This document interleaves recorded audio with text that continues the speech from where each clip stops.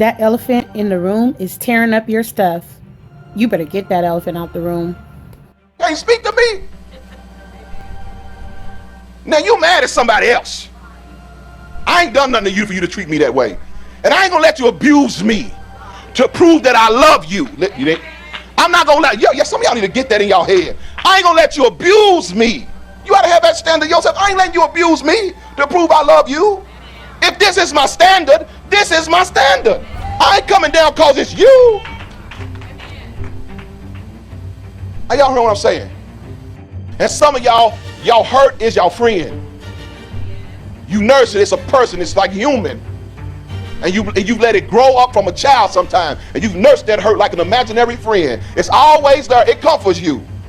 That's why I tell people, look, you don't know, they come to this church, look, you don't know me to be hurting me. You don't know me, I ain't done all that, I ain't known you long enough. Give me a chance to hurt you. You already hurt, I just got corrected you man over that. You hurt, you came with that, you had that in your heart already. You had a preconceived hurt. And what you're doing is you transferring that to everybody who's trying to love you. I've learned years ago, don't let people throw that up on you. You take it back. Don't throw it up. You hurt my feelings. No, I didn't. I don't know you enough. Me and you ain't that cool for my opinion to be so deep you run out here leaking. You came with that. Your mama hurt you, your daddy hurt you, your husband, your wife, your kids hurt you, but I don't know you enough. You have to give people a chance to be them. That means you have to allow them the opportunity to make their own mistakes with you. Not prejudge them based on what you already nursing. Oh, come on. One of the major things I do in ministry is get people to see themselves. Are you hearing what I'm saying? Your distrust didn't start with me. I'm just the focus of it, because the same way with your spouse. We treat our spouses worse than anybody else. Because the person that's trying to love us is the one we take out the pain on. The one that hurt us, we still trying to get their graces. We still try. We never say it to mama. We never say it to daddy. We never go find the person who did it. But the one that's trying to love us is the one we take our anger out on.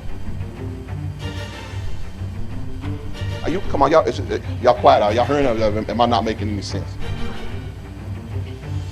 Are y'all hearing what I'm saying?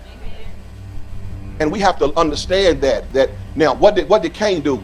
He took it out on Abel. Who was he mad at? Who did he transfer to? Abel. And most of your relationships and your problems are based in the fact that you never took it up with who you should have took it up with. And you have transferred it. See, baby daddy did that. Baby daddy done that. He was the first one to open you up wide. He was the first one that made you go beyond your sexual understanding. Did all kind of things to you, got you wide open and hooked on him, and then he done cheated on you, and now from that moment on, you done built a wall and a fort, and you got army men with guns shooting anybody down that's trying to get close to you. Yet you talking about, I'm looking for love. You looking for a war. You looking for a battle.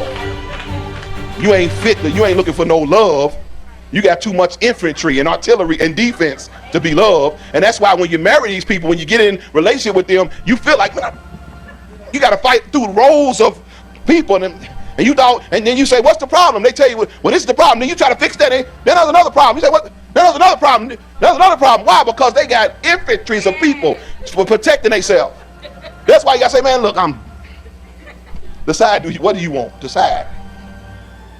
But they are standing way back in a safe zone, watching you battle through their defenses. Well, what a good word that is. And they standing back, wanting you to battle through it because it's just like a quest for them.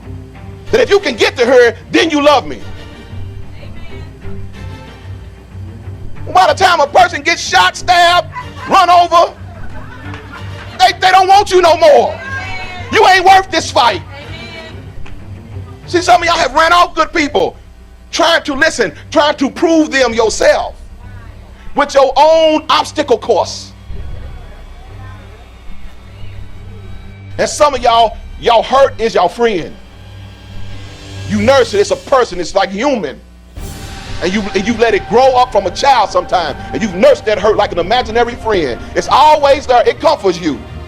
That's why I tell people, look, you don't know, they come to this church, look, you don't know me to be hurting me. You don't know me. I ain't done all that. I ain't known you long enough. Give me a chance to hurt you. You already hurt. I just got corrected you, man, over that. You hurt. You came with that. You had that in your heart already. When no man can prove any man but God. God has to prove the heart of men.